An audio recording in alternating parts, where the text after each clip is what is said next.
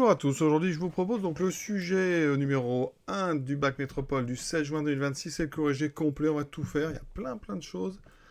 Alors maintenant que j'ai tout fait, hein, je fais cette vidéo, ce début de vidéo après tout corrigé, c'est quand même assez long, il y a beaucoup de travail. Alors c'est un sujet que j'aime bien, vraiment, je le trouve assez complet, hein, il y a beaucoup de travail. Voilà. Donc un premier exercice donc sur 5 points, on est sur les probabilités conditionnelles, donc la première partie ça va, vraiment. Deuxième partie, il y a quand même ici, bon, une petite espérance à calculer, une variance, on n'en fait pas souvent en terminale, donc rappelez-vous, il faut réviser la formule, hein, somme des pays x moins l'espérance au carré, donc ça, voilà, alors ça vous empêchez pas de continuer puisqu'on vous donnait le résultat.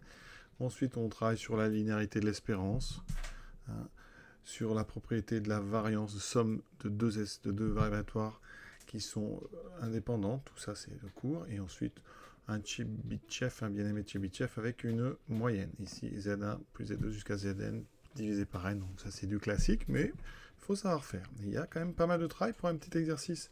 Finalement, sur 5 points, il y a déjà beaucoup de travail. Ensuite, 4 points, là, c'est peut-être l'exercice le plus court. Hein, c'est un vrai ou faux. Il y a 3 affirmations sur l'espace, donc intersection de deux droites, orthogonalité d'un plan et d'une droite, et puis mesure d'un angle. Ça, c'est plutôt le problème de première, donc il fallait bien réviser son produit scalaire. Ensuite, un petit exercice de dénombrement sans trop de... On va pas dire sans trop d'intérêt, mais voilà, ça... Il faut juste savoir bien faire ce qu'on appelle donc les combinaisons. Il y a une combinaison et il y a un produit cartésien.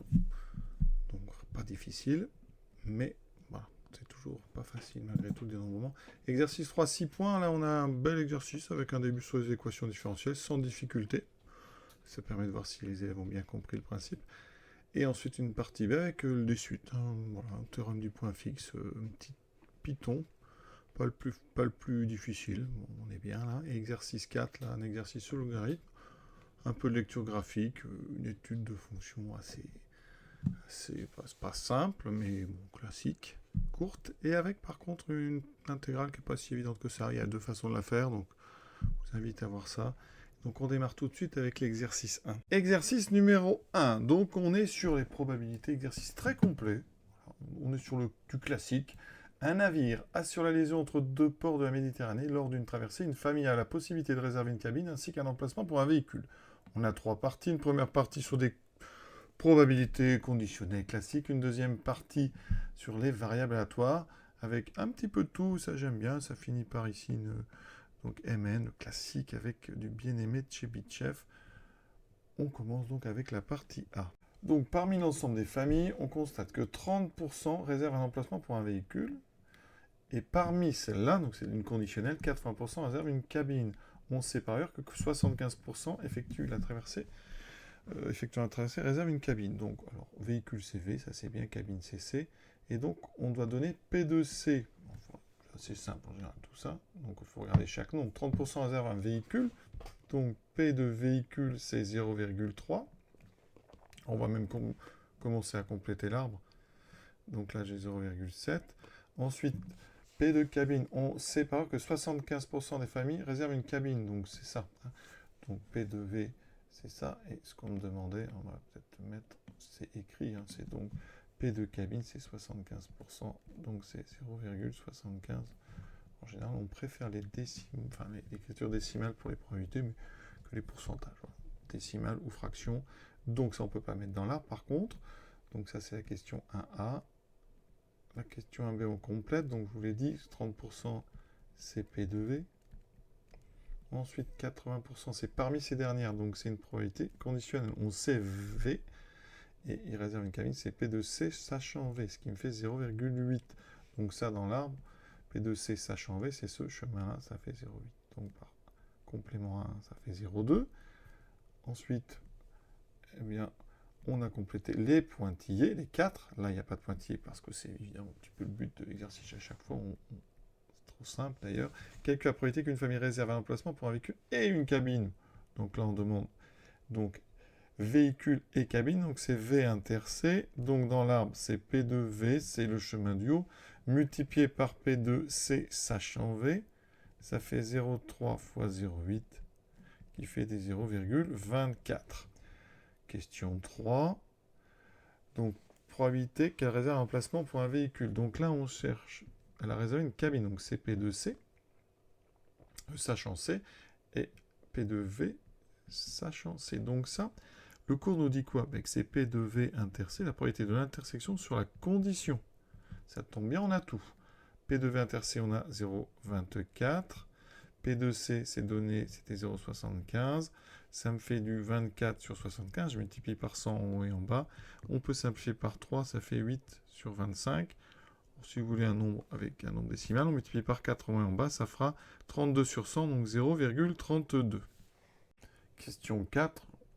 On cherche P2C sachant V bar, donc c'est P2, donc V bar inter C sur P2 V bar. Alors, P2 V bar inter C, c'est le chemin donc il passe. Alors, on n'a pas P2C. Vous voyez, ici, on a un petit problème. Ici, on l'a pas. Donc, il va falloir que je trouve ça. D'ailleurs, c'est la question. Comment on va trouver ceci? Vous voyez? Parce que là, si j'utilise cette formule, dans ce sens-là, ça ne va pas. Parce qu'il va falloir que j'utilise au contraire, dans l'autre sens. Il faut que je trouve d'abord P2 V bar inter C plutôt que ça. Donc, comment on trouve P2 V bar inter C? Bien, une chose qu'on n'a pas fait, c'est le classique. On avait P2C. On va réussir en utilisant les probabilités totales. Donc, qu'est-ce qu'elles disent, les probabilités totales? Formule des probabilités totales. Je vais le faire avec V et V bar. V et V bar forment ce qu'on appelle une partition. Autrement dit, l'intersection est vide, l'union, c'est l'univers. Ça nous dit quoi? Ça nous dit que la probabilité de V inter C plus la probabilité de V bar inter C, ça vaut P2C. Donc ici, P2V inter C, j'ai déjà calculé. Ça veut dire que 0,24 plus P2V bar inter C. V bar inter C, c'est ce que je cherche. Va être égal à P2C qui vaut 0,75 avec petite soustraction. P2V bar inter C vaut donc 0,75 moins 24, moins 0,24, ce qui fait 0,51. 75 moins 24, ça fait 50. Donc, c'est là qu'intervient notre formule. La probabilité de C, sachant V bar, c'est donc P2 V bar inter C sur P2 V bar. Donc en haut, on a 0,51. P2 V bar, on ne l'a pas, mais on a P2V qui est 0,3. Donc P2 V bar, c'est 1 moins 0,3.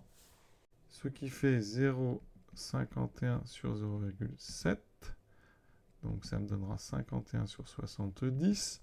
Alors qu'est-ce qu'on fait avec ça?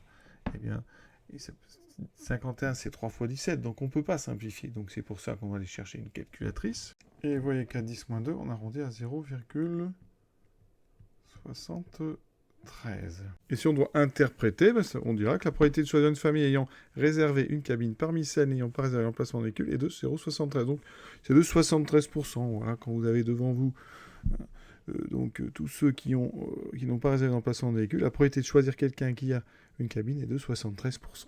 Partie B, donc sur ce trajet, la réservation d'une cabine et un emplacement pour véhicule sont facturés donc en supplément. Donc 100 € pour une cabine, 70 pour un emplacement de véhicule. On suppose qu'une famille peut réserver au maximum une cabine et au maximum un emplacement, très bien. Et on note X, la variable aléatoire qui associe à chaque famille effectuant la traversée, le prix qu'elle paye. Donc vous avez cabine, véhicule.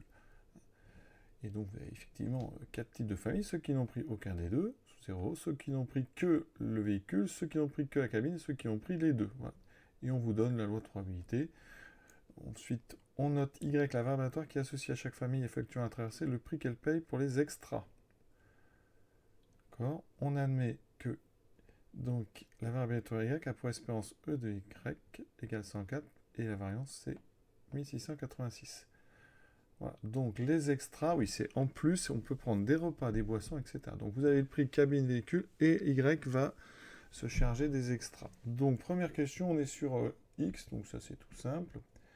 Et de X, c'est un calcul. On a un tableau, donc espérance de X, alors c'est la somme des XI fois PX, donc les probas fois les valeurs, donc je vais tout écrire, mais on a donc 0,19 fois 0, bon, ça fait 0, plus 0,06 fois 70, plus 0,51 fois 100, plus 0,24 fois 170. Et je trouve bien donc 96. Maintenant, la variance. Alors, la variance, rappel de la formule.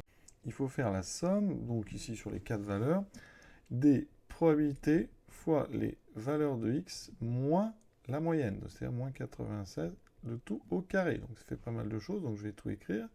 Donc le premier, c'est donc 0,19 multiplié par x, donc 0, ça fait moins 96 au carré, plus 0,06 fois x, donc 70 moins 96 au carré, plus 0,51 fois 100 moins 96 au carré, plus 0,24 fois donc 170 moins 96 au carré.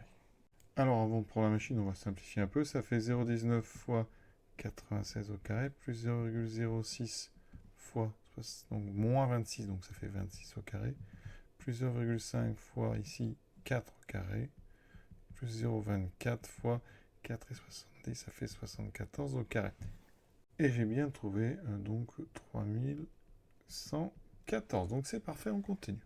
Maintenant, à titre exceptionnel, la compagnie propose une remise de 40% sur les suppléments et les extras. Et Z, c'est la valeur aléatoire qu'à chaque famille effectuant un traversée associe le montant total pour les suppléments et les extras après réduction. Donc, ici, ça veut dire que la avant réduction, donc, eh bien, la valeur aléatoire qui fait le coût total, donc la variable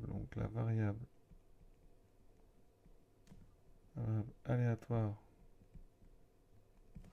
coût total, c'est évidemment x plus y, puisqu'on fait le coût des suppléments plus ses extras. Les suppléments, hein, c'est voiture, cabine, les extras, après, c'est repas, boisson.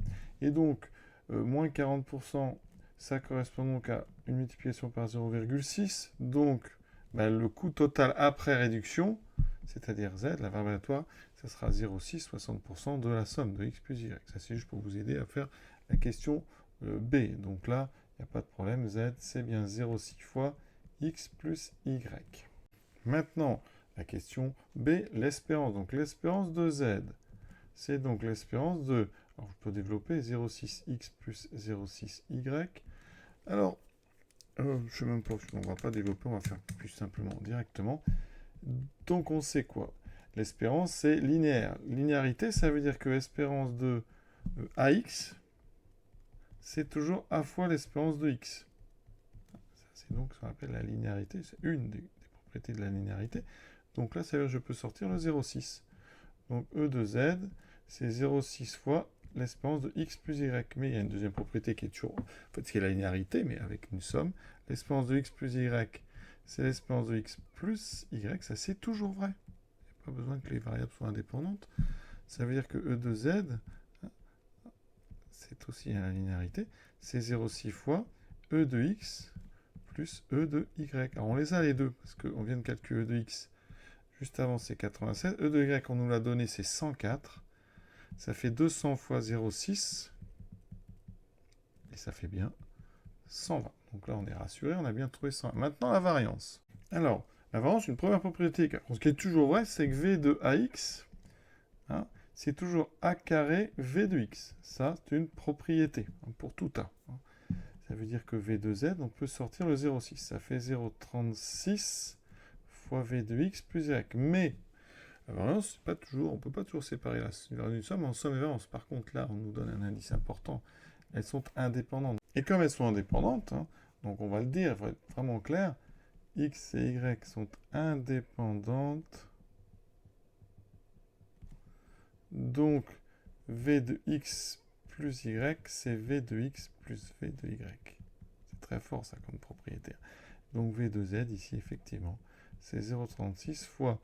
Donc v de x plus v de y, alors on connaît les deux, hein, parce que v de x on vient de calculer, c'est 3114, v de y on me l'a donné, c'est 1686.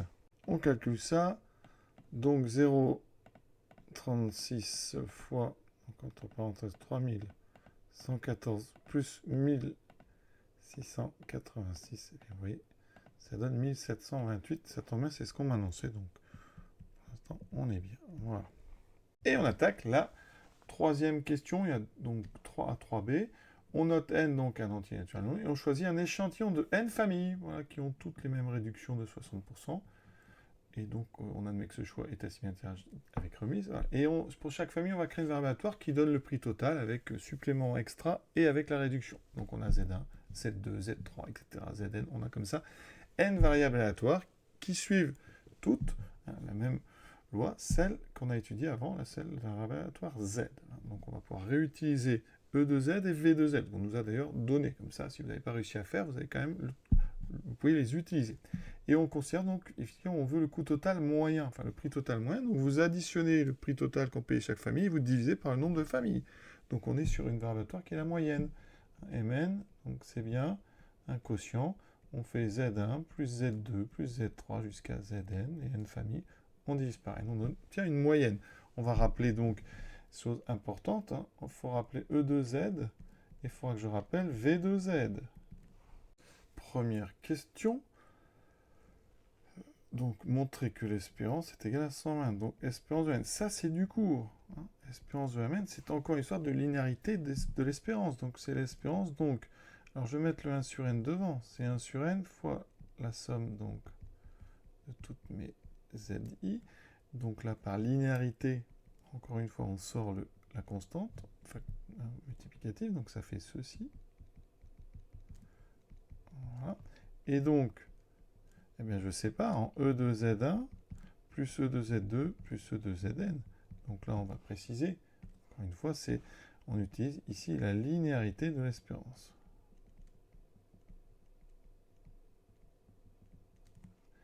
Et donc là, eh bien, on nous a dit, ça c'est important, chacune des variables Z1 sont indépendantes et elles suivent la même loi de probabilité.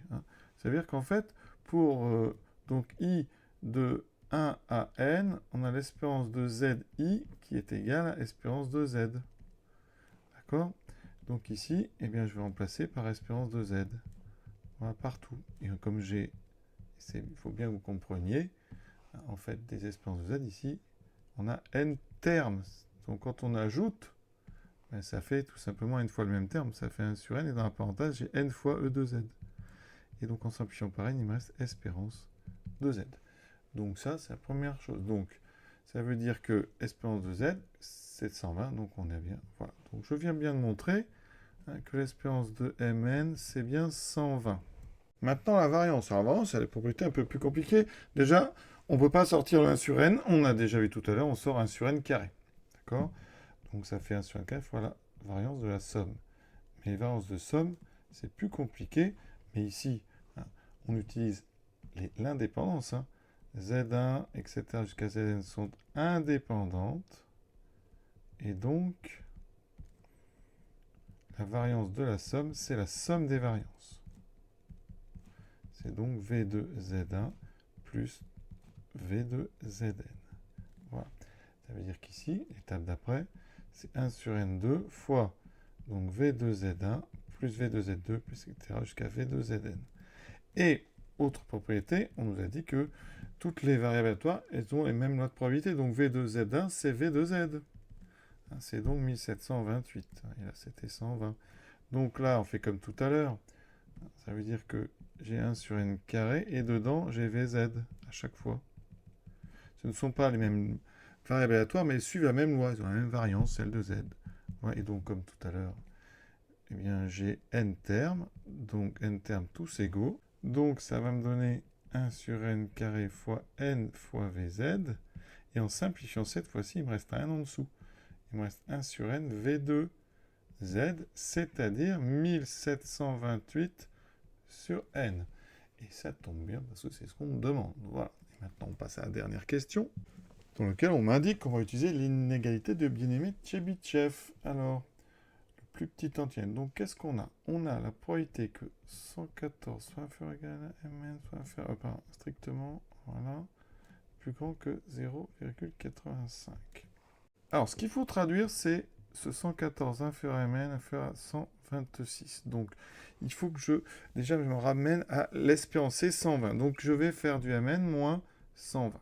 Bon, ça, c'est... Pourquoi je fais ça? Parce que dans la probabilité de bien-aimé Tchebychev, on a ceci. C'est la probabilité de x moins son espérance, qui doit être donc plus grand que 1 delta. Ça, c'est inférieur à v sur delta carré.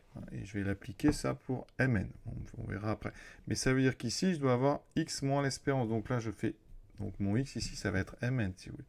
Ça veut dire que nous, on va utiliser donc bien aimé avec mn. Donc là, je vais avoir mn.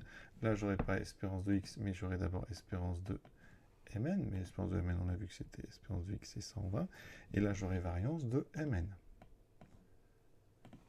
D'accord.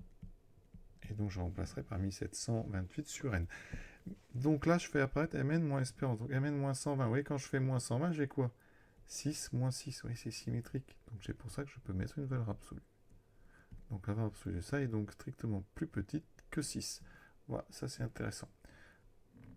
Parce que moi, ça, vous voyez, ça se traduit donc en probabilité que la valeur absolue de mn moins 120, elle est plus petite que 6. Voilà. Et moi, je regarde mon bien-aimé, Chebyshev, et j'ai strict, c'est supérieur ou égal, alors que là, j'ai strict. Vous voyez, donc, je vais passer un supérieur en prenant le contraire. Effectivement, le contraire de strictement plus petit, c'est supérieur ou égal. Donc ça, c'est 1 moins la probabilité que mn moins 120 soit supérieur ou égal. Et vous voyez qu'on est revenu sur du bien-aimé Chebyshev. J'ai mis au-dessus en bleu, il ne faut pas le perdre de vue, ça. Donc là, je vais me débarrasser, je transforme. Alors, c'est très habituel. On a ceci, moins 120, supérieur ou égal à 6. Ça sera supérieur ou égal à... Donc j'enlève un des deux côtés. Ça fait moins 0,15. Donc si je multiplie par moins 1, j'obtiens probabilité. Donc la valeur absolue de mn moins 120 soit plus grand ou égal à 6 est inférieur ou égal à 0,15. Et ça c'est pas mal parce qu'on se rapproche progressivement de notre écriture en bleu. Donc le v de mn, je le remplace. On a dit que c'était 1728 sur n delta carré. Et donc là, on va appliquer bien aimé pour delta égale, vous voyez, c'est là l'indice. Ça va être notre delta. On prend pour delta égale 6. Et on le crie. On applique bien aimé de Chebyshev pour mn avec e de mn, enfin l'espérance est 120, la variance est 1728 sur n avec delta égale 6. Donc, ça veut dire que la probabilité que mn, donc moins son espérance 120, soit plus grand que delta, donc que 6, elle est plus petite que v, donc 1728 sur n et delta carré fois 36. Voilà. Ça veut dire que ici, on va regarder 1128 sur 36, mais pour avoir ça et ça, donc on veut absolument que 1728 sur 36n soit plus petit que 0,15. Voilà. Et vous n'avez plus qu'à résoudre cette petite équation. Alors 1728 sur 36, ça fait 48. Donc ça fait 48 sur n plus petit que 0,15. Et donc, on résout, hein. Donc on obtient alors 48. Donc on inverse, produit en croix, 0,15. N, donc n est plus grand que 48 sur 0,15. Et 48 sur 15, ça fait 320. Donc ça me fait n supérieur ou égal à 320. Interprétez le résultat dans le contexte de l'exercice. On pourrait dire qu'à partir de 320 familles, donc au minimum 320, vous avez 85% de chance, hein, c'est les 0,85, que le prix moyen soit entre 114 et 126 euros. Voilà, tout ce qu'on peut dire. Cet exercice est terminé. Exercice 2, donc pour chacune des affirmations, indiquez si elle est vraie ou fausse, justifiée. Voilà, et si on ne justifie pas, on n'a pas de point, ce qui est tout à fait normal. Donc on a un espace, donc l'espace est muni d'un repère orthonormé, d'accord. La droite D, on vous donne une représentation paramétrique d'une droite, 2 points avec leurs coordonnées, et un plan avec son équation, avec une équation cartésienne. Donc première affirmation, donc il y a 3 affirmations sur ces données. Le plan P est orthogonal à droite AB, et passe par le milieu du segment AB. Alors, première chose plus simple, c'est passe par le milieu du segment. On va d'abord déterminer les coordonnées du milieu. Donc, pour les coordonnées d'un milieu, je rappelle, vous savez normalement tout se faire, on a les coordonnées de A, celles de B, donc pour avoir les coordonnées du milieu, alors le milieu, soit on va lui donner un nom, soit I, le milieu du segment AB. Donc les coordonnées, c'est tout simple, vous faites la somme, vous divisez par 2. Donc 3 plus 2, 5. Sur 2, 5 demi, il n'y a pas besoin de justifier. Un 0 plus 1, ça fait 1 demi, c'est divisé par 2. Et 2 moins 3, ça fait moins 1, divisé par 2, moins 1 demi. Et je dois vérifier que donc, i appartient au plan. Donc je vais calculer. Donc moins xi plus yi moins 5zi moins 0,5. Voilà. J'ai été chercher ça ici. C'est donc l'équation dont je dispose pour le plan P. Je remplace dans le membre de gauche, je vais vérifier que ça fait 0. Donc ici, ça me donne moins 5 demi plus y1 demi moins 5 fois 1,5. Donc j'écris moins 1,5. Moins 0,5 qui fait 1,5. Donc ça me fait quoi tout ça? Donc moins 5,5, ici j'ai plus 5,5. Voilà. Et là 1,5 moins 1,5, ça fait bien 0. Donc les coordonnées de I vérifient l'équation qu'on nous a donnée. Donc le point I appartient bien au plan P. Première chose. Donc le plan P passe bien par le milieu de AB. Ensuite, l'orthogonalité. Donc je vais prendre n, un vecteur normal du plan. Donc j'ai son équation. Donc je prends moins 1, 1 et moins 5. Vous voyez, j'ai pris les coefficients de x, y, z. Donc n, il est normal au plan P. Donc pour qu'une droite soit orthogonale à un plan P, il faut que son vecteur directeur soit collinaire à n. Donc il faut un vecteur. Donc il faut que je trouve les coordonnées du vecteur AB. Donc AB, j'ai les coordonnées de A et de B. Donc 2, moins 3, moins 1, 1, moins 0, 1, moins 3, moins 2, moins 5. Et qu'est-ce qu'on remarque? On remarque que AB, on remarque ici que AB, c'est exactement... Alors, c'est pas moins n, si c'est exactement égal à n, pardon. AB égale à n. Donc, ça veut dire que le vecteur AB est collinaire à n, qui est un vecteur normal. Donc, vous avez votre plan, un vecteur normal, voilà, et votre droite, eh ben, elle est dirigée par ce vecteur normal. Donc, cette droite, elle est bien orthogonale. Donc AB est bien orthogonal, ou le plan P. Hein. AB et P sont orthogonaux. Conclusion, P passe bien par le milieu, il est orthogonal à B, donc l'affirmation, la première, elle est vraie. Alors les droites D et AB sont séquentes. Alors, on va rapidement regarder un vecteur directeur. Un vecteur directeur de D, donc je vais en prendre un comme j'ai une représentation. Hein. C'est donc 1, moins 1, moins 2. Voilà. 1, moins 1, moins 2. On voit bien qu'ils sont non collinaires. De toute façon, on voit bien qu'on va les résoudre un système. Hein. Donc il me faut une représentation. Donc VD, ça c'est un directeur de la droite D. Donc on va résoudre. Donc il me faut une représentation paramétrique de AB. J'en ai une de D, donc j'en prends une de AB. Donc AB, représentation paramétrique. Donc X, Y, Z. Un point de AB, je prends le point 3, 0, 2. Et je rajoute donc moins. Donc le vecteur directeur. Donc je rajoute C. Alors je ne vais pas mettre le même paramètre que pour la première, parce que sinon on va mettre S. S moins 5S. Et S appartient à R. Et donc on va résoudre un système avec les 6 équations. Donc je recopie les 3 qui sont de D, et maintenant j'identifie, donc j'aurai après, donc T doit être égal à 3 moins S,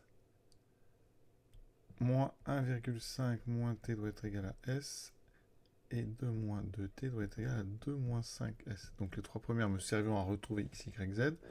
Et donc c'est ce système-là qui m'intéresse, vous voyez. Donc en général, on résout celui-ci.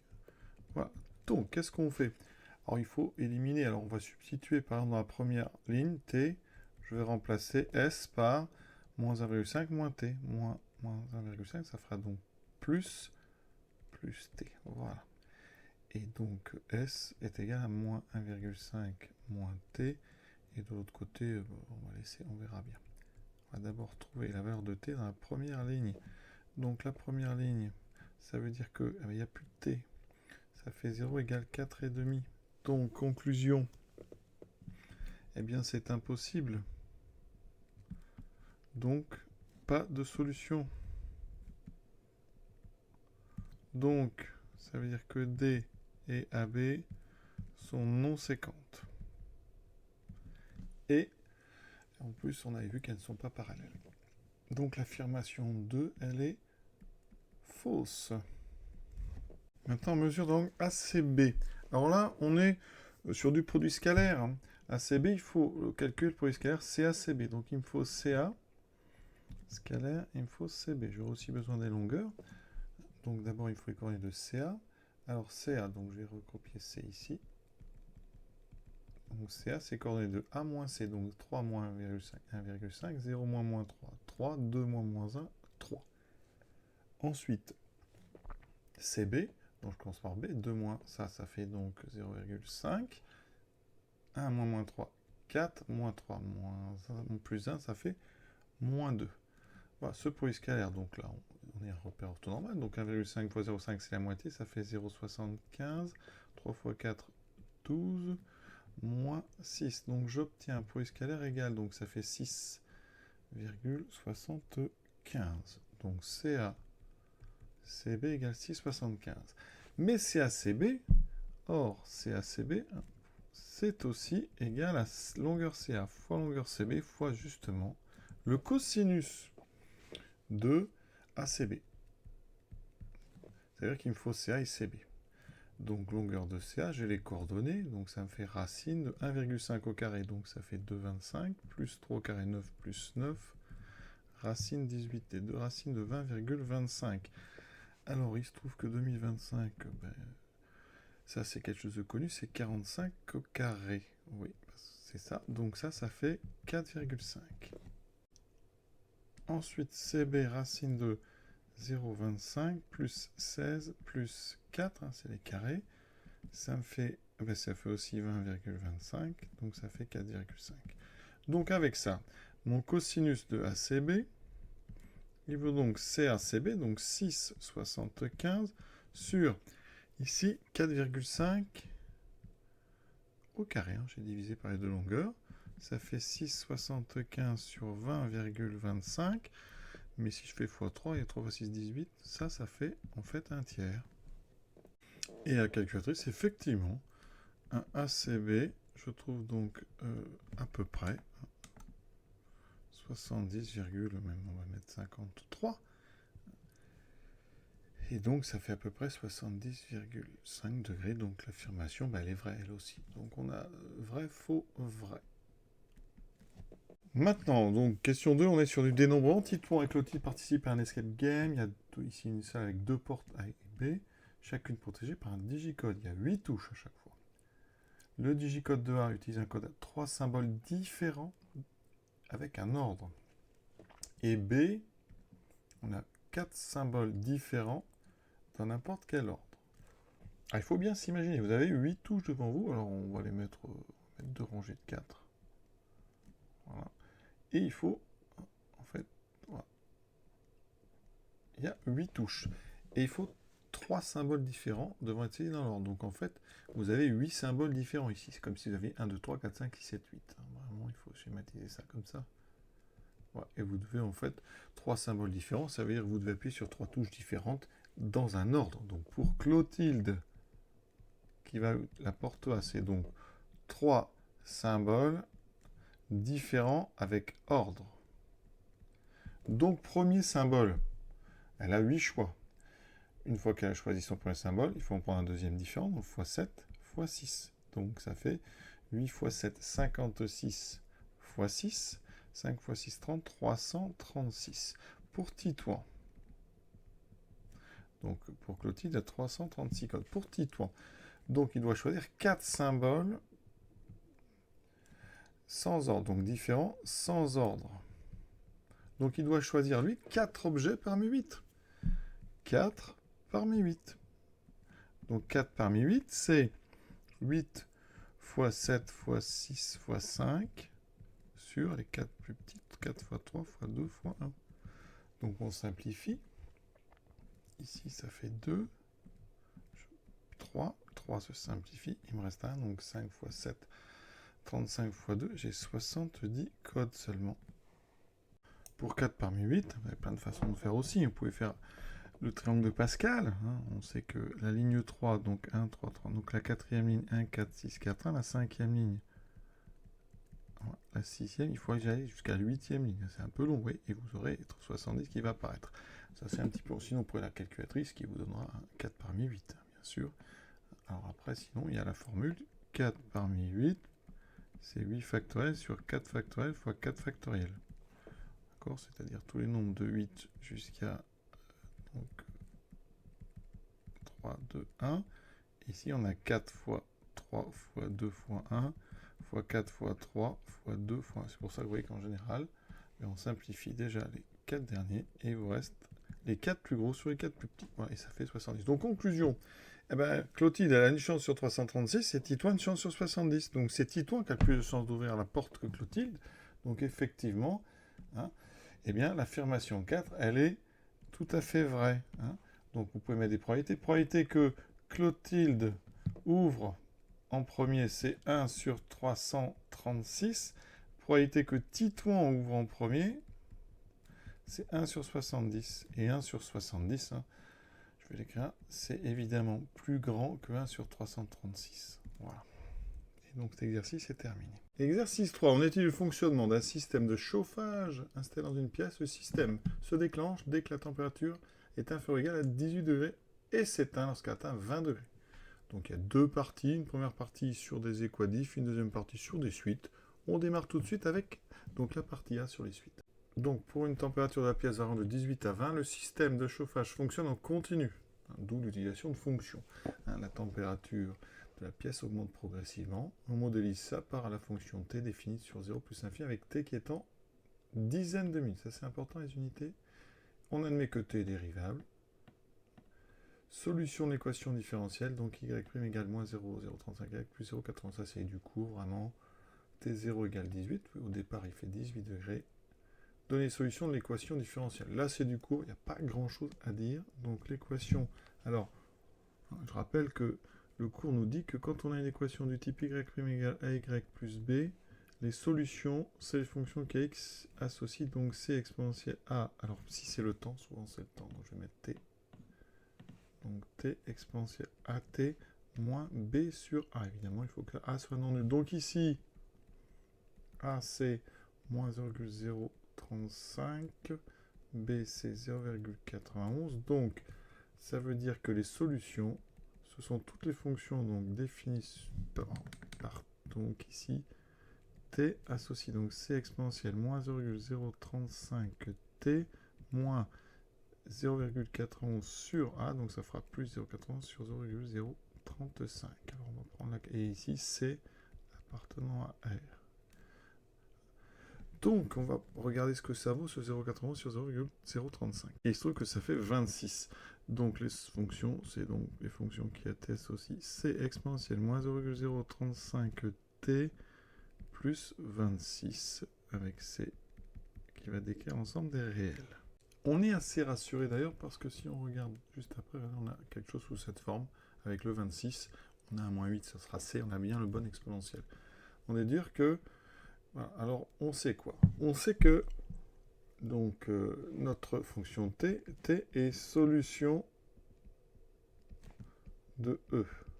Donc ça veut dire que t de x, donc t de t, parce que c'est le temps, toujours t de t, s'écrit, donc pour t positif, donc là on a des fonctions qui sont ici, t est positif, pourtant, pour t positif, t de t s'écrit c fois, donc exponentielle moins 0,035t, plus 26 avec c, voilà, et on a une condition, c'est que t0 égale donc 18. C'est-à-dire je remplace par 0. Ça veut dire que t de 0 est donc égal à c exponentielle 0 plus 26. Et ça doit faire 18. Et vous voyez bien qu'exponentielle 0, ça fait 1. Donc, c'est-à-dire que c est égal à 18 moins 26. Et voilà pourquoi on a donc un moins 6 qui... moins 8. Voilà, moins 8. Ça veut dire que donc, pour tout t positif, t de t s'écrit... Je vais commencer par le 26. 26 plus c, donc moins 8 fois exponentielle moins 0,035t. Voilà, donc pour l'instant c'est bien. Troisième question. Selon ce modèle, détermine au bout de combien de temps la pièce atteindra la température de 20 degrés. Donc, ça veut dire qu'il faut... Donc on va résoudre 26 moins 8 exponentielle moins 0,035t égale 20 degrés. Donc j'enlève 26 de côté, moins 8 exponentielle moins 0,035t égale 20 moins 26 moins 6. On divise par moins 8, ça fait moins 6 sur moins 8, 6 sur 8. 6 sur 8, ça fait 3 quarts, donc 0,75. Donc on veut ceci. On passe donc à l'exponentielle. Donc tout ça, c'est équivalent. Donc le logarithme est strictement croissant. ln strictement croissant sur donc R plus étoile, donc sur 0 plus l'infini. Ici, on a bien des nombres strictement positifs. Donc ça veut dire que moins 0,035t égale ln de 0,75. On n'a plus qu'à diviser. T, c'est ln de 0,75, qui est négatif, divisé par moins 0,035. Là, il faut une calculatrice. Et ouais, qu'ici, alors, arrondi à la minute. Donc moi, je trouve 0, je vais garder plein de précisions. On a ceci, voilà. donc cette dizaine de minutes. La calculatrice me donne 8,119, etc. Donc j'arrondis 8, 21, 95. Donc je multiplie par 10 parce qu'on est en dizaines, ça fait 82,195 minutes, donc 82 minutes, donc j'enlève 60 minutes, 1 heure et 22 minutes. Question 4. Si une panne du système de chauffage l'empêche de s'éteindre lorsque la température atteint 20 degrés, la température à test pourra-t-elle dépasser 28? Donc là, il s'agit certainement d'une histoire de limite. Donc pour tout t donc positif, t de t c'est 26 moins 8 exponentielle moins 0,035. Non, c'est même pas une limite, c'est plus simple que ça. C'est une histoire de signe, regardez. On sait que l'exponentielle de moins 0,035 t est strictement positif pour tout t, quel que soit t. Donc, comme c'est pour moins 8, moins 8 exponentielle moins 0,035 est strictement négatif, donc t de t est toujours strictement plus petit que 26. Donc la température n'atteint jamais 26. Elle ne peut donc pas dépasser 26, donc elle ne peut pas dépasser 28, voilà. Donc ça, ce 28, il peut peut-être un peu inquiéter certains élèves qui se sont dit, mais c'est bizarre, j'ai trouvé 26, on me parle de 28, on aurait pu laisser 26. Bon, avec la précision de thermomètre, peut-être que là, on se garantit qu'on n'atteint jamais 28. On passe maintenant à la partie B, on est sur les suites maintenant. Et lorsque la pièce atteint la température de 20, le système de chauffage s'éteint et la pièce refroidit. On modélise ensuite la température par une suite. Donc au départ, U0, 20, et N, c'est le nombre de temps écoulé depuis, donc écoulé en dizaines de minutes. Donc U0, c'est à 0, U1, c'est au bout de 10 minutes, U2 au bout de 20 minutes, vous avez compris, U3 au bout de 30 minutes, etc. Et cette suite, elle est définie par une récurrence, une relation de récurrence, voilà, qui n'est pas la plus simple du monde, mais vu la taille du sujet, on ne va pas en faire grand-chose. Donc il faut vraiment se concentrer sur le cours. Donc montrer que U1 égale 19,72. Donc on applique la relation pour n égale 0. Ça veut dire j'ai 0,965 U0 plus 0,35 plus 0,07 exponentielle moins 0 fois 0, donc exponentielle 0. Donc U0 vaut 20. Donc j'ai 0,965 fois donc 20 plus 0,35 plus 0,07. Voilà. Calculatrice, on trouve effectivement 19,72. Ensuite, montrer par récurrence que pour tout entier naturel, on a un strictement plus grand que 10. Donc comme d'habitude, initialisation, hérédité et conclusion. Alors pour n égale 0, U0 vaut 19,72, qui est bien strictement plus grand que 10, donc c'est vrai pour n égale 0. On a initialisé. Alors, il faut utiliser la relation de récurrence. Donc, ça veut dire UN est plus grand que 10. Donc, 0,965 UN est donc plus grand, on multiplie par 10, que 9,65. Ensuite, je rajoute 0,35. 0,965 UN plus 0,35 est donc plus grand. Ah ben, 9,65 et 0,35, ça fait 10. Ça, c'est super. Et on rajoute, en fait, un morceau, mais qui est un exponentiel. Or, 0,07...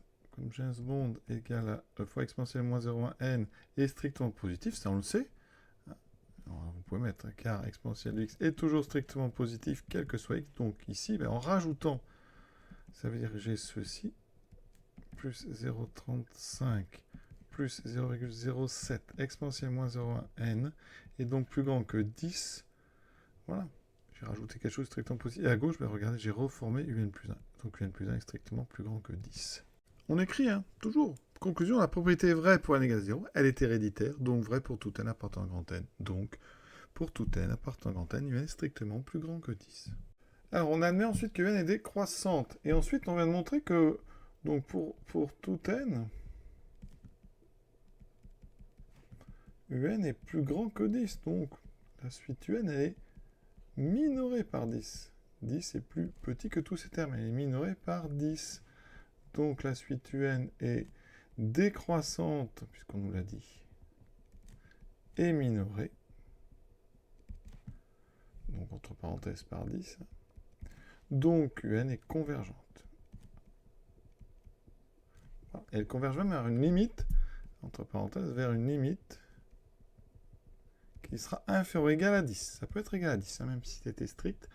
Mais bon, on sait qu'elle converge. De toute façon, on demandait juste ça. Donc maintenant, on va essayer d'aller trouver la limite. Donc on va l'appeler L. Donc on appelle L cette limite. Elle est inférieure ou égale à 10. Justifier qu'elle est solution de l'équation. Alors là, eh bien, on sait que pour tout n appartenant à grand N, on a la relation de récurrence. Et on va faire tendre n vers l'infini dans cette relation de récurrence. voilà, 0,07 exponentielle moins 0,1 n.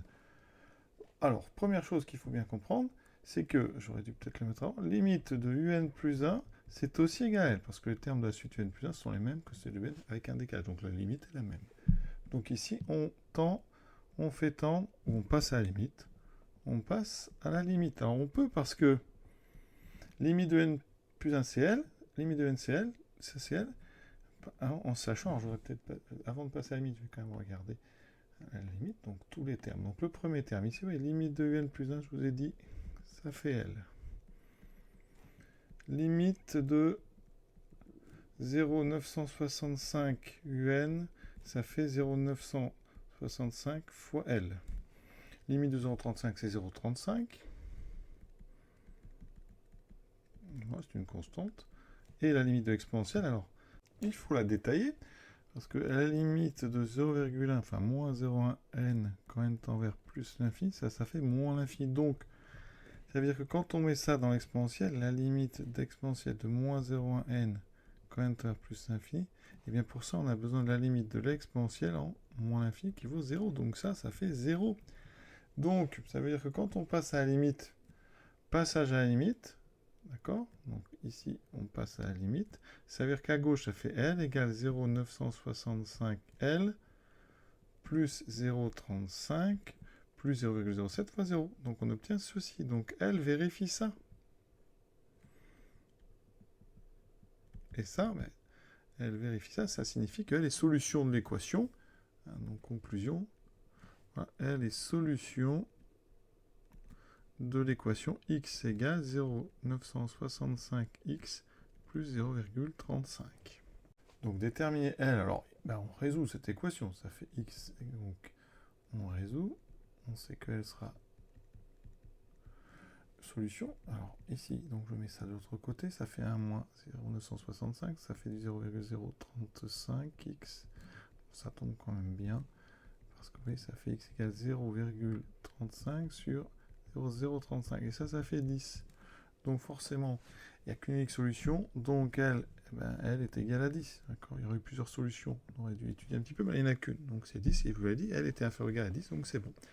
Interpréter ce résultat dans le contexte de l'exercice. Donc ça, c'est à la limite de UN. Donc c'est-à-dire qu'avec le temps, eh bien, UN va se rapprocher de 10. Donc 10, c'est quoi? Eh bien, c'est la température. Donc la température tend vers 10 degrés.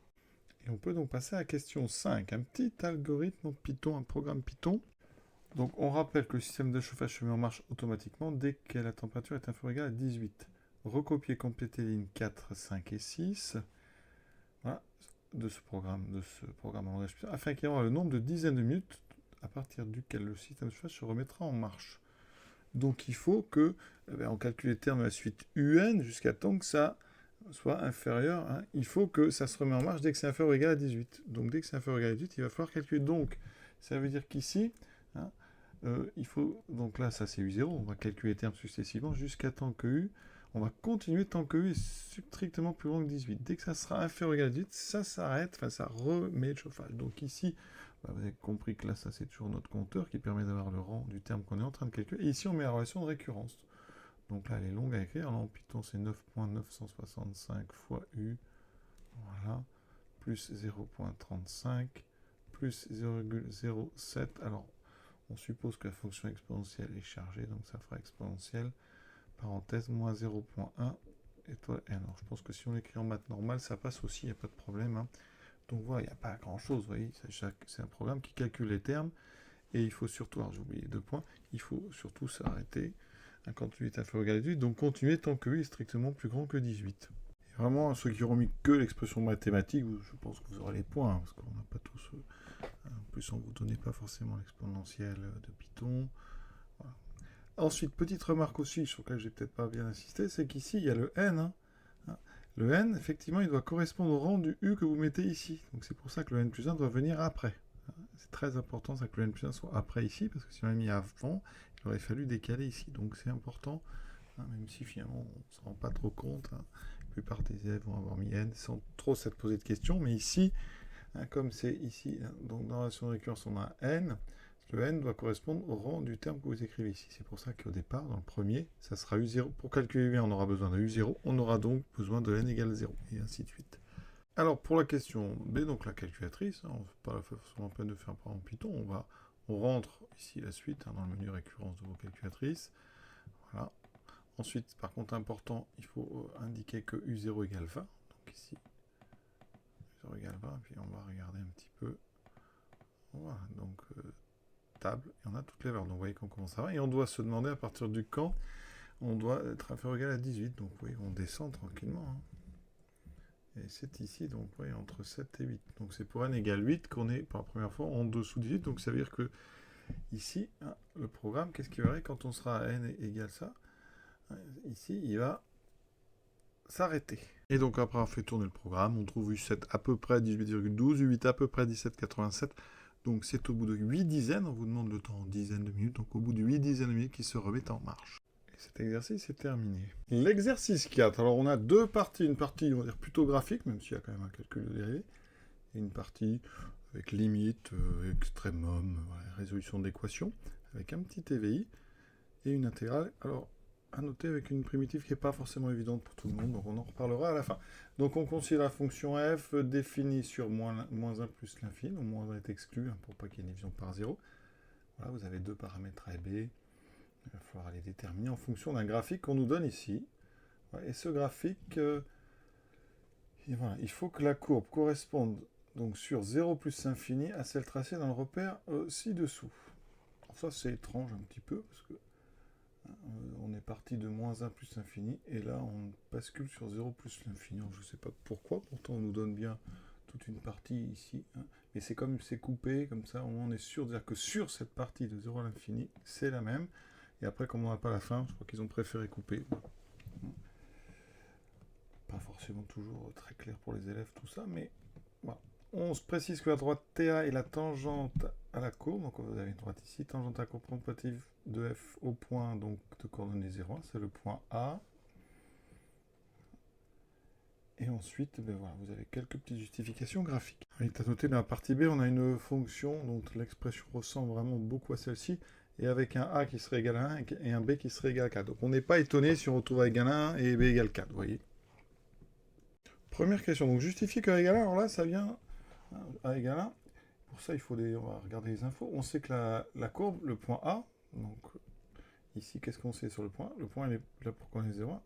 D'accord? C'est la tangente à la courbe au point. C'est au point. Donc ça veut dire que le point A, il appartient à la courbe de f. Alors, elle n'a pas de lettre, donc je vais l'appeler CF, donc la courbe de f. Et ça veut dire que donc l'image de 0 est égale à 1. Donc si je remplace là-haut, ça fait A plus B ln de 0 plus 1, donc ln de 1, sur 0 plus 1, donc sur 1, est égal à 1. ln de 1 vaut 0, donc ça veut dire que A est égal à 1. C'est assez évident, c'est le point A. Ensuite, ça c'est une information de position. Le point A, il nous donne aussi une information de direction, parce que c'est une tangente, les coefficients directeurs des tangentes, ce sont les nombres dérivés. Alors la fonction, la tangente n'est pas verticale, c'est la tangente en A, d'abscisse 0, donc son coefficient directeur, c'est f' de 0. Donc comment est-ce qu'on trouve un coefficient directeur? Alors là, on va lire graphiquement, on vous dit données, donc il n'y a pas... Alors il y a marqué justifie. Donc soit vous dites que vous avancez de une unité, et pour ici retourner sur la droite, c'est-à-dire sur ce deuxième point qui est là, on monte de 4, donc ça veut dire que f' de 0 égale 4. Sinon, vous pouvez dire que vous prenez un deuxième point, le point B de coordonnées 1, 5, il appartient aussi à CF. Donc, quand on calcule un coef directeur, mais on fait YB moins YA sur XB moins XA. Donc, YB, c'est 5. Moins YA, on a dit que A, c'est 1. Sur XB, c'est 1. Moins XA, c'est 0. Ouais, et ça me fait, donc, ça me fait 4 sur 1, ça fait 4. Ouais. Peut-être plus facile à justifier qu'expliquer cette histoire de j'avance d'un, je monte de 4, d'une unité surtout, dites pas des carreaux. C'est important ici à repérer que c'est un 1, donc hop, là on a 2, 3, et on est à 5.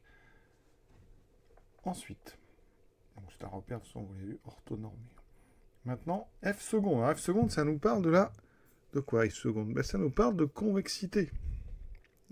Et donc, il faut regarder ce qui se passe autour de la... Voilà, quand on est ici.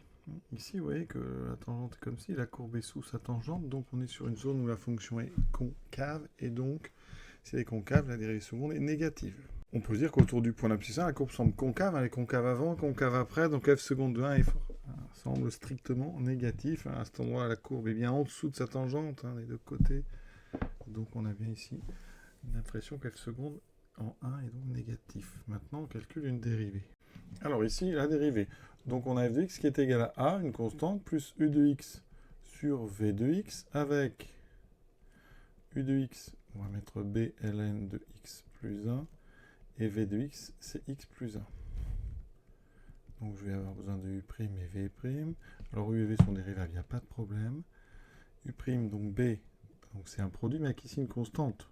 C'est comme si c'était 2, donc ça ferait 2 fois la dérivée de ln de x plus 1. Donc ça fait b fois, donc u' sur u. Alors là, sur votre copie, vous allez rappeler que ln de u, c'est u' sur u, quand u est dérivable et strictement positif. Et donc là, u' sur u, ça fait 1 sur x plus 1.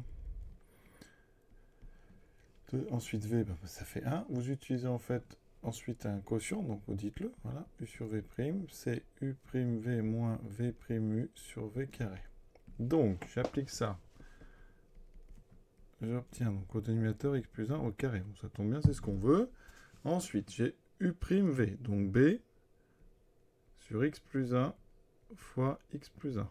Ça, c'est intéressant. Moins v'u une fois, donc je n'écris pas b ln de x plus 1. Donc, en haut, les x plus 1 s'annulent. Enfin, se simplifie plutôt, ça me fait b. Moins b ln de x plus 1 sur x plus 1 au carré. Oui, il ne me reste plus qu'à factoriser par b.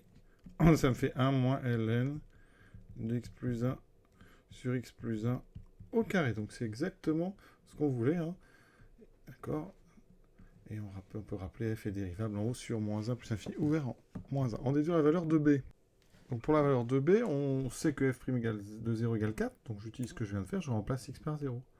Donc ça fait ceci. Alors, je montre bien que je remplace par 0, que le correcteur comprenne.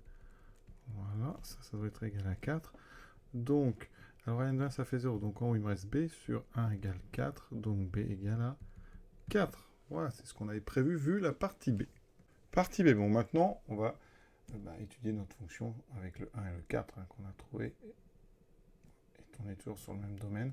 Justifie que la valeur d'équation y égale 1 est asymptote à la courbe de la fonction f. Donc asymptote, ça sera une horizontale. Donc il faut aller chercher la limite en plus l'infini. Donc on regarde. Alors ça, c'est pas le plus facile quand même.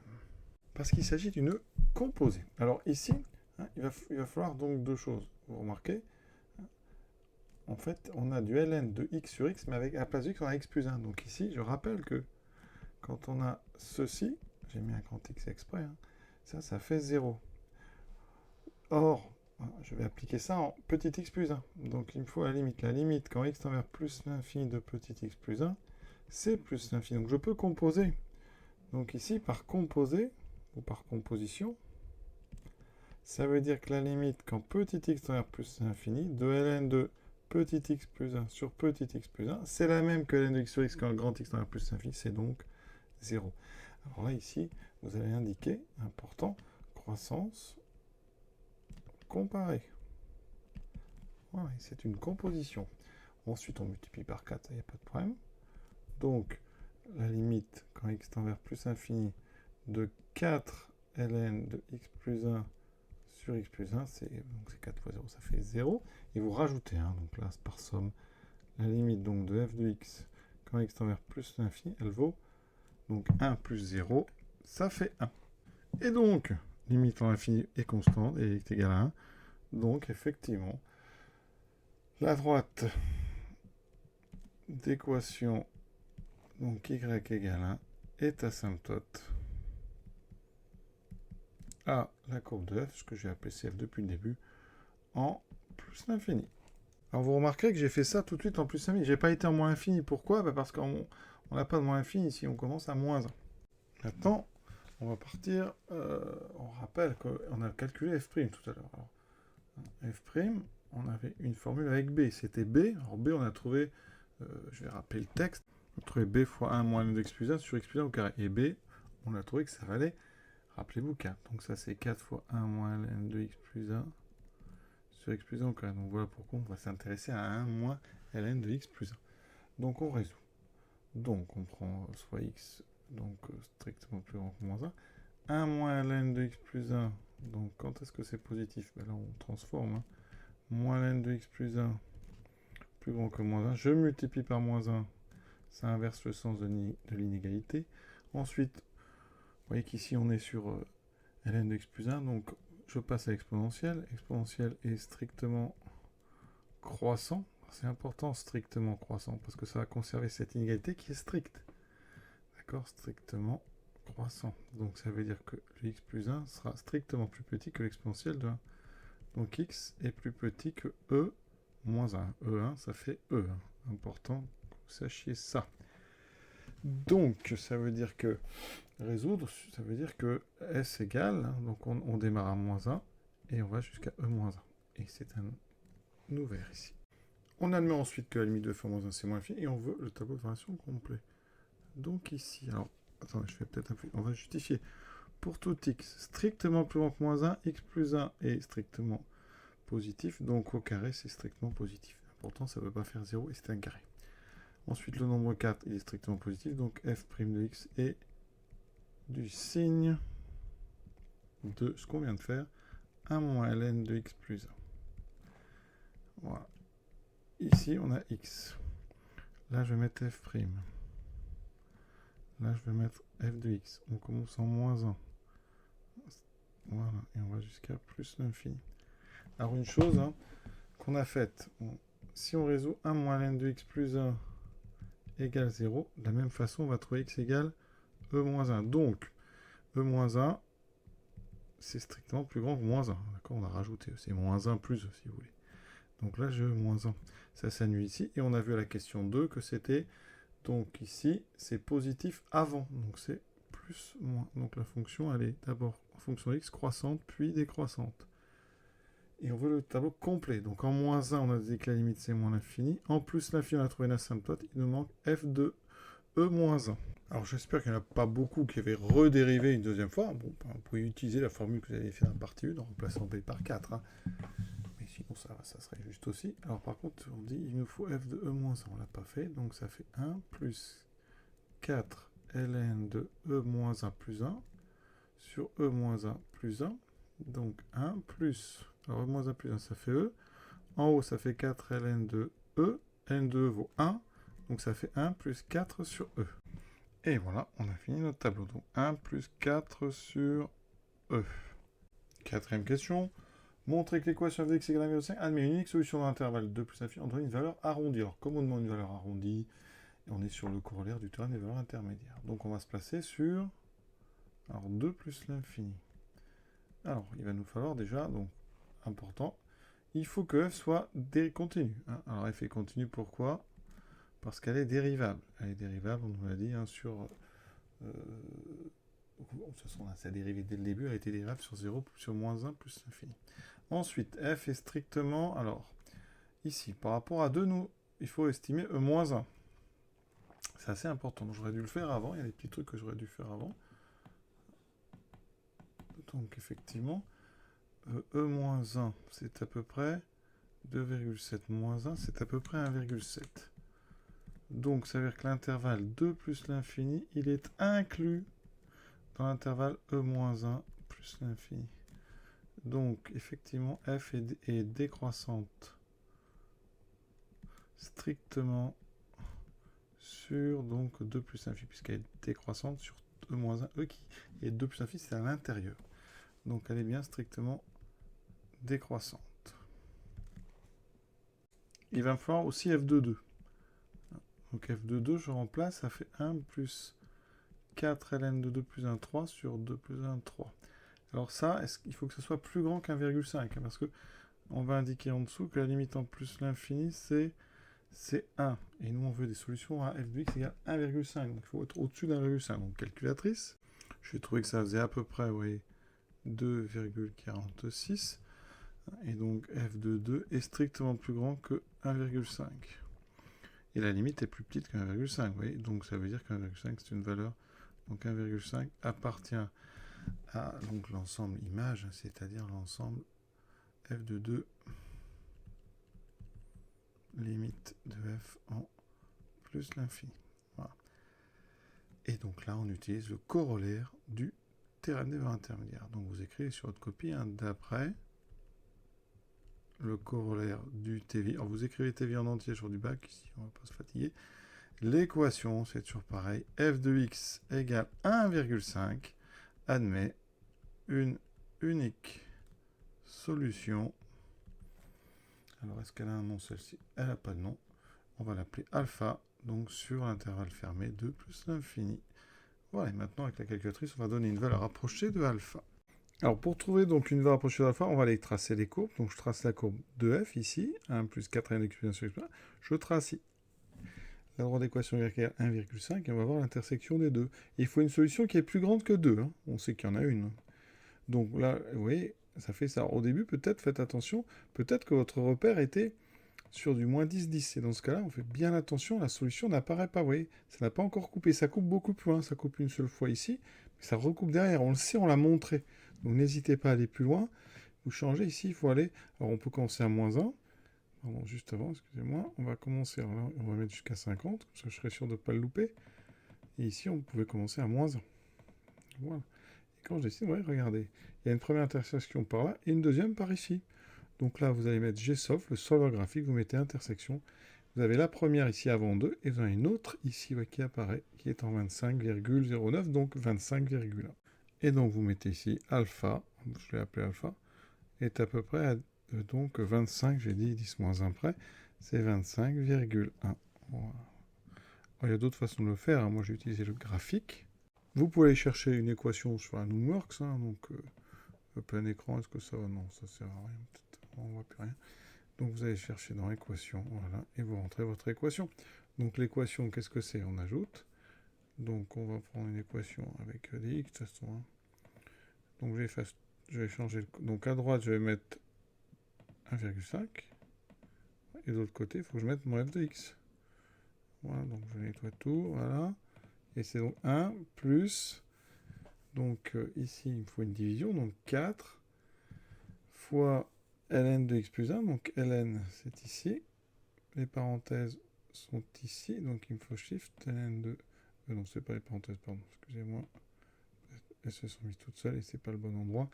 X plus 1, je ferme la parenthèse et je divise. Voilà, oui, ça se met tout seul, c'est quand même très beau. Et je divise donc par x plus 1. Voilà. Et là, je vais descendre, donc je la valide, et je résous l'équation. Ouais, et j'ai deux solutions directement. Oui, c'est beaucoup plus pratique, on ne peut pas les louper. Donc on a bien ce que j'ai annoncé. Donc dans tous les cas, soit un graphique, soit un résolveur d'équations. Et vous, un solveur en anglais d'équations, vous serez donc sur le 25,1. Maintenant, on a une dernière question, enfin deux dernières questions avec, j'avoue, une petite primitive qui n'est pas les plus sympas, parce que on veut dire que c'est plutôt des astuces mathématiques que des choses... Hein. Bon, si on l'a jamais vu, c'est pas évident à trouver. Vous pouvez regarder la forme de la solution qui peut vous aider, mais quand on ne le voit pas venir, ça reste pas facile. Alors, cette intégrale, alors il y a deux façons de la faire. Une façon très rapide, que je vous donnerai après, mais d'abord, quand on est un élève, quand on voit ça, on tente forcément une IPP. Et l'IPP, ça va être le ln multiplié par 1 sur x plus 1. Alors, c'est très astucieux. Et donc là, eh bien, on dérive ln. Quand on dérive ln, donc ça va être mon u, ça u', ça fera u' sur u, donc 1 sur x plus 1. Ensuite, il me faut une primitive de 1 sur x plus 1 sur 0,2. Là, je vais prendre ln de x plus 1. Alors, x plus 1 positif, strictement, donc c'est bon. Et donc, j'ai fait mon IPP. D'accord? Vous avez bien compris que, en termes de lettres, ça c'est U, U', V, V'. Donc, entre crochets, j'aurai UV. Donc, je vais avoir du ln de x au ln de x plus 1 fois n de x plus 1. Donc, ça au carré. Voilà, donc j'ai pris, je répète, u de x égale ln de x plus 1. Donc, le U', c'est 1 sur x plus 1, c'est la formule U' sur U. V de x, alors je ne savais pas au début, mais j'avais V'. Et vu que je viens de dériver U, j'ai trouvé ça, oui, c'est en fait U est égal à V. Et là, j'ai moins l'intégrale de 0 à 2 de quoi? De, eh bien, justement, j'avais UV et j'aurai la diagonale. Donc ça me fait ln de x plus 1 fois 1 sur x plus 1, c'est la même chose, regardez, c'est incroyable, je suis revenu à i. Donc c'est une intégrale, elle n'est pas vraiment circulaire, regardez ce que ça donne.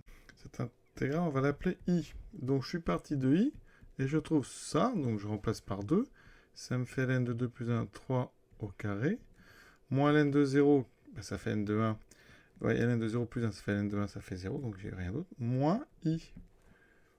Et voilà, donc je mets celui de l'autre côté, 2i est égal à ln de 3 au carré, et donc, et oui, regardez, i est bien égal à la moitié de ln de 3 au carré. C'est ce qu'on devait montrer. Alors il y a une autre façon de faire, qui est plus, on va dire, plus jolie, même si j'aime bien ces intégrales, moi, qui reviennent sur elles-mêmes.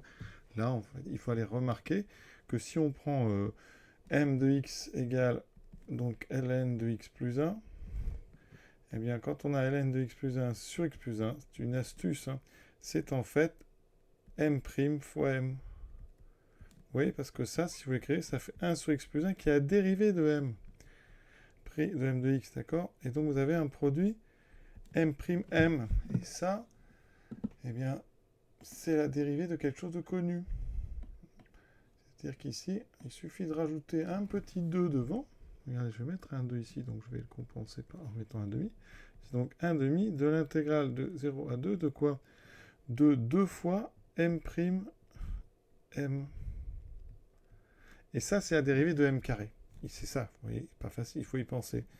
Ça veut dire que vous avez un demi, et ici, vous aurez m carré, parce que quand je dérive m carré, ça me fait, la dérivée de m carré, vous devez connaître, c'est 2m', la dérivée de u carré, 2u'.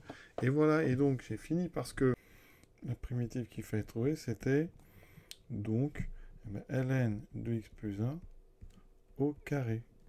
Ouais, si vous n'aviez pas sorti le demi, vous aviez un demi qui était dedans. Et vous voyez, quand je remplace par 2, ça fait un demi ln de 2 plus 1, 3 au carré, moins ln de 1 demi phi de ln de 1, donc ça fait 0, il reste exactement ça. Donc vous voyez, deux méthodes pour arriver au même résultat. On déduire l'aire en unité d'air du domaine délimité par l'axe des abscisses, la courbe de la fonction, voilà, l'axe des ordonnées, voilà, et la droite d'équation x égale 2. Donc on est entre 0 et 2, donc il faudrait connaître le signe de f pour pouvoir faire ça correctement. Donc je vais d'abord regarder en 0, f de 0, qu'est-ce qui se passe? F de 0, ça fait 1 plus 4 ln de 1 sur 1, ben ça fait 0, ça fait 1. F de 0 est égal à 1. Donc, ça veut dire que ici, on va faire les variations sur 0, 2, 2f de x. Donc, 2, on rappelle que e moins 1, donc c'est 2,7 moins 1, ça fait 1,7. Voilà. Donc, ça veut dire que 2 est après. On a donc ici 0. En 0, ça vaut 1. Ça va monter jusqu'à e moins 1. Et ça descend jusqu'à 2. Et en 2, c'est pas peine de vérifier, puisque la limite est 1. En 2, c'est positif. Donc, ça veut dire que f est positive sur l'intervalle 0,2. Et donc, l'air qui m'a de l'air, qu'on cherche, c'est donc effectivement l'intégrale de 0 à 2 de f de x dx. Tout ça en unité d'air. Et donc, j'ai plus qu'à calculer cette intégrale.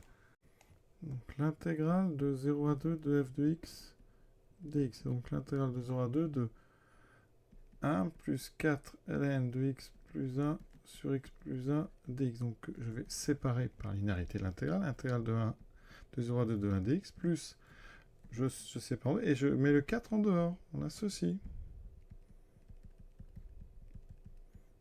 Voilà.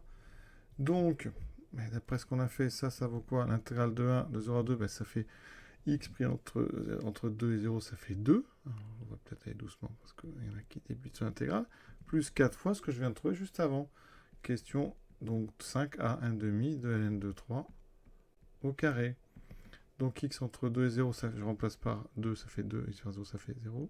2 plus 4 sur 2, 2 plus 2 fois ln de 3 au carré.